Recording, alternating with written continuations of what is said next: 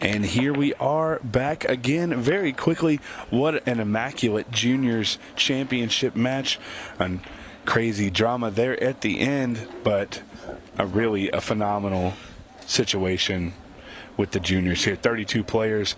It was incredible to watch, but we're off to the races again. Stephen Wyatt joined by the one and only Melina Mike. How are you, man? It's been a very fast-paced day so far. Well, it's not slowing down any. We got, what is this, quarterfinal matchup here? Yeah, I believe so. Down to 8 players here. Chris Melling coming off a win, I believe, from Shane McMinn. Great standard there from Chris. I think he maybe made one mistake the entire match, at least from what I had seen. And you know, Kenny, I know he's a great player, but I didn't get to see any of his matches, to be honest with you. But it's like everywhere you go around the room, the few remaining matches that are left, everything's just nothing but quality, whether it's the junior final we just witnessed or the quarterfinals and the men's, the women's events finishing up as well. It's been great all the way around. Yeah, we actually have our first lady through to our quarterfinal matches. Brittany Williams advancing to that final 4. Very proud of herself there. And Chris here with an opportunity at the table. Yeah, to be honest with you, I think we're depending on how the bracket lays out. From all the players I've seen in the open event, I think it's between Chris and Billy Thorpe personally. Billy's just breaking like a monster, and we know, how great he is on the bar table, but he just seems to be getting better as each match goes on. And the same can be said for Chris, quite the tactician, and deliberately picking apart racks and opportunities like Kenny left on the table you can't do against a player like Chris. Well, and the winner of this match here is going to face another name that's done fairly well for himself here in Louisiana. Corey Dool will face the winner of this. And then Billy Thorpe probably, and Mike, you might know better than anybody, I think Billy might be playing the best pool of his life right here. Certainly the best pool over the last, I would say probably the least 3-4 years at a minimum.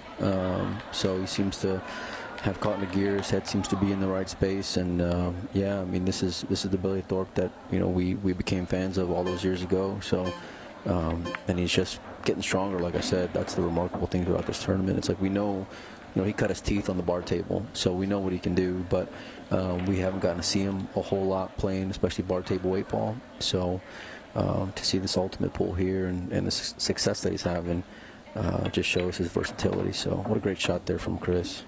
Yeah, and Billy Thorpe will play the winner of our next TV match, which is going to be Tyler Steyer and Tony Chohan. Billy and Tyler, that has the potential to be great matches, and Billy and Tony just got off a one-pocket grudge match, so really just great opportunities for good matches all the way around. Yeah, Tony, not known for being a great bar table player, but he's really sneaky all around. Like, he plays all games really, really well.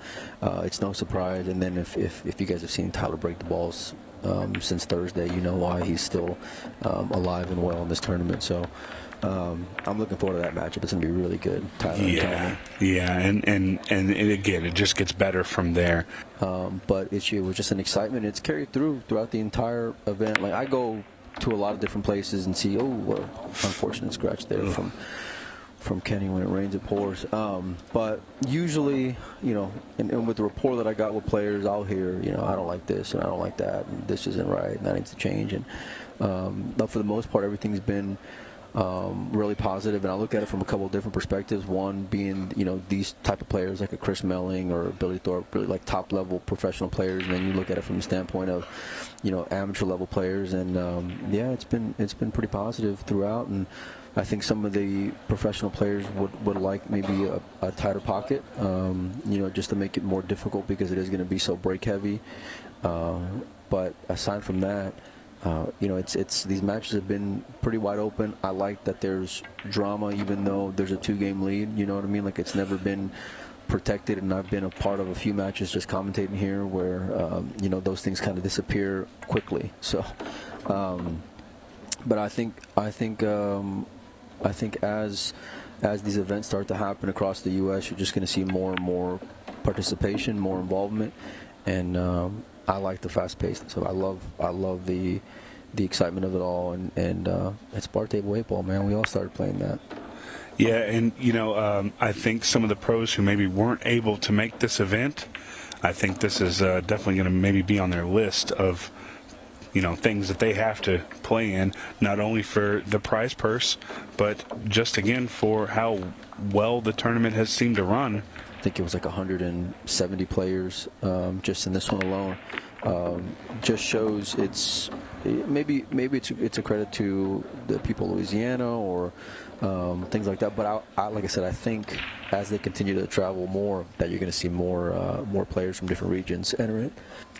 Yeah, and speaking on that, our junior finalist just a moment ago, Braden Splon, traveled from Mississippi. So it's not just the pro players that are traveling; it's the amateurs and the juniors and the ladies.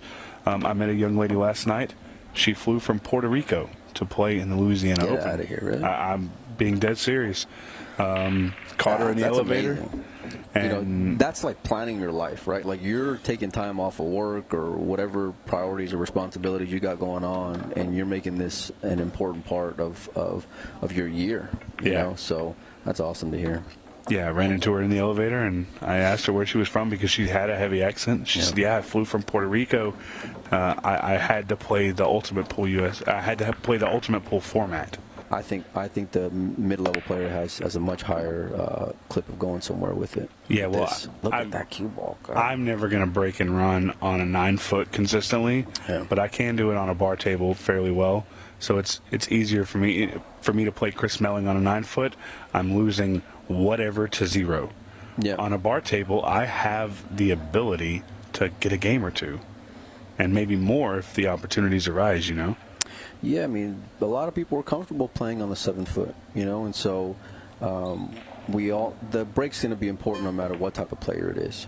So, and like I said, 8-ball is just something that we all know and love, and it's no surprise to see. I mean, Kenny's not necessarily a household name per se, when it comes to top-level professionals, and so look at where he's at right now. He's in the final 8 of a very good tournament. So, and these other players like a Tony or Chris Reinhold, players like that, it's like you know what their abilities are, what they're capable of doing, and I wouldn't be surprised to see a player like that go and snap off one of these events this year. Yeah, for sure.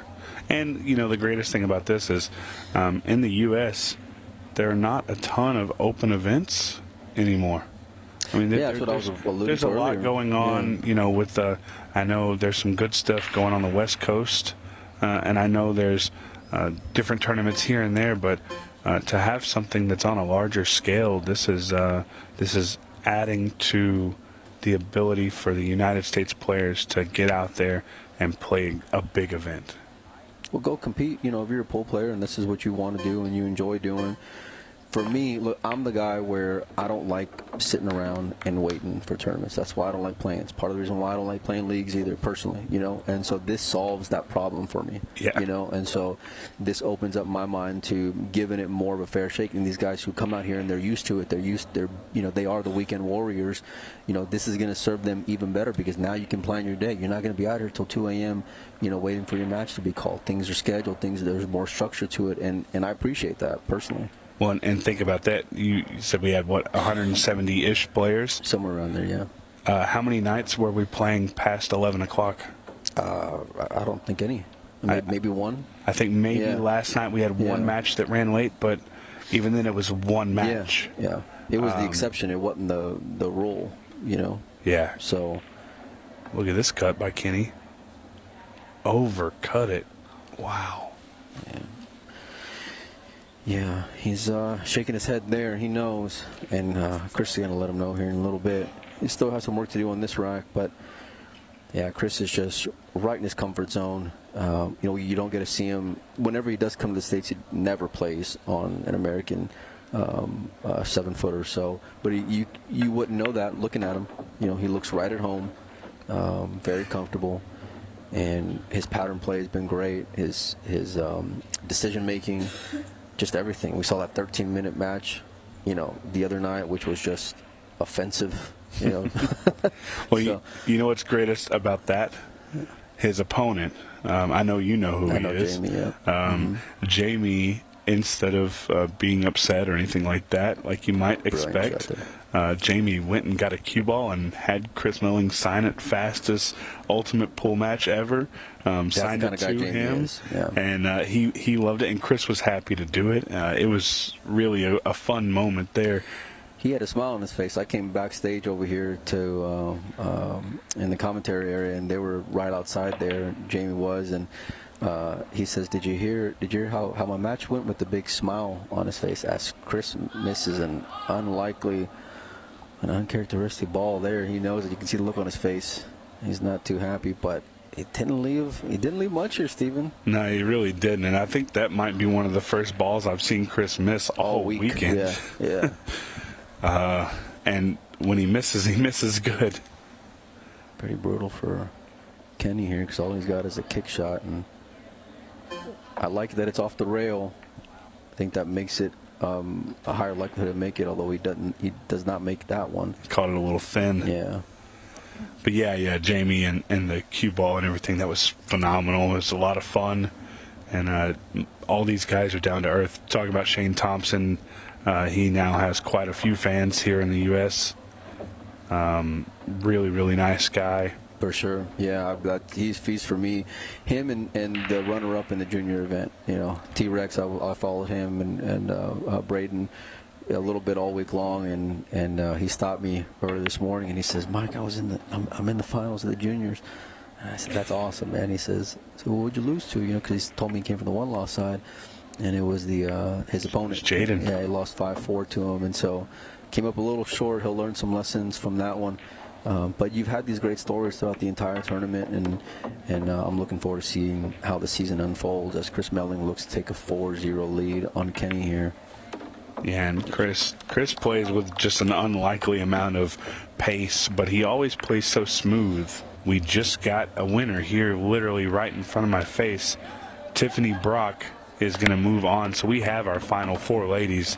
It's going to be Brittany Williams, Tiffany Brock, Brittany Maynard, and Michelle McDermott. 2 of those are going to play our final.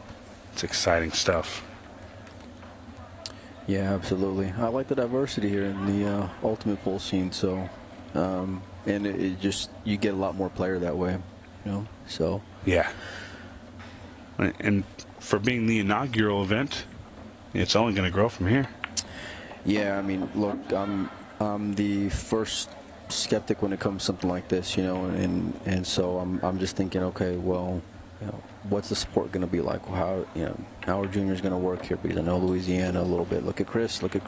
Oh, heart's racing a little bit there. And I'm surprised, like I said. And, these guys came in here. Look, you show up here in the U.S. from coming overseas, and you're not just selling a gimmick. You come over here and you put your money where your mouth is and say, hey, listen, we're adding whatever it was, 30 here, we're adding 3 here, we're adding 5 there, and that's not to mention the overhead that comes with putting on an event of this size. So I think they're looking to give players more value than maybe what they've been used to here in the States.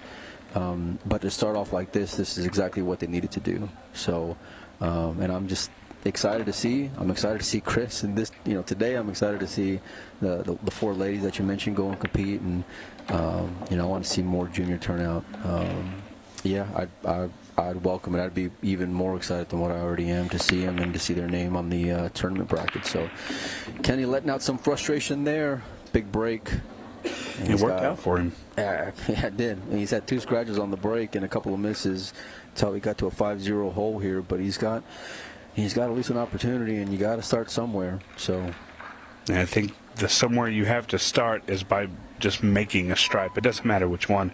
I don't think the 2-ball is very easily gotten to, so I would definitely say the stripe is the important shot. He's going to take the 9-ball. Yeah, I like it. You make one good one, you're in everywhere else, or at least you should be. Ooh. Does not want to hit the 8 full, and he doesn't. He's all right, though. He can breathe a little easier there. He could have gotten him real rough right there. It could have been really, really unfortunate for him. This is the kind of rack that could really just, I don't want to say change the momentum, because he still has a ton of work to do even outside of this, but at least get him feeling more comfortable. Yeah, kind of got a weird angle here. He just, if he can, because he can't play. Oh, he can see the 12. Draw Okay. a little bit, yeah. Get a good full hit. Nicely done. A lot of control there. I thought he was looking at the 15 for a second. He played this well. He's going to get on the board here. Yeah, just what he needed. Just what he needed as Chris Melling just awaits his opportunity at the next break. 5-0 to 5-1 now. All right, let's see here. Big break. I don't think they adjusted the score, though. It should be 5-1. Nice break there. Yeah, and they'll get it fixed here. See a lot of Europeans going with that side break. It seems to pay off, especially in Chris's case. I saw Shane Thompson do it quite a bit, whereas the Americans like Tyler and Billy, they're looking like they're wanting just to power through it. Nice control, good pop. I like the different styles. And Billy's one that the break was really working for him on his last match on the TV table. Really broke absolutely phenomenally. Couldn't ask for some better breaks there. As we see here, our score 5-1, and not even under the 30-minute mark yet. Looks like, how's he going to play this? Nice shot there from Chris, just getting absolutely perfect on the 10. Rough days for him today, it looks like. Well, and you can afford to be straight here. He's got a little bit of angle, though. Looking to get on the hill. I think some of the stories that we didn't get to tell on this TV table are worth noting. Christophe Lambert, the French #1 player for what I've been told is 16 years straight. The name's not coming to me. Yeah, it goes back to what I was saying, just as far as the 7 foot being more of an equalizer. Look at this, not another break. Oh, man. He just waves his hand. He knows. He knows, and the frustration is being shown now, and I completely understand why. I think that's his 3rd scratch. Yeah, this is a tough position for Kenny here, but well, I think we knew Chris was the class of the match, but you wanted to see, you don't want to go out losing like that, right? You lose because the guy outplays you, sure, but to continuously get one scratch and off the break after another, just a bit of bad luck there. Yeah, it's pretty unfortunate. And I think in about 45 seconds, Chris is going to be sitting down in his chair, waiting for the balls to be racked, because he does not waste time. Pretty big spot here. I think they're playing for a little bit under $2,000 is the pay scale here from Final 8 to Final 4. Yeah, and it was posted on the Facebook page. Just to break it down for you, those who went out in that 32 spot are going to collect $625. Those who came out on the last 16, $1,225, and it just gets bigger from there. We'll cover all that, but Chris Melling with a huge win here in absolutely no time.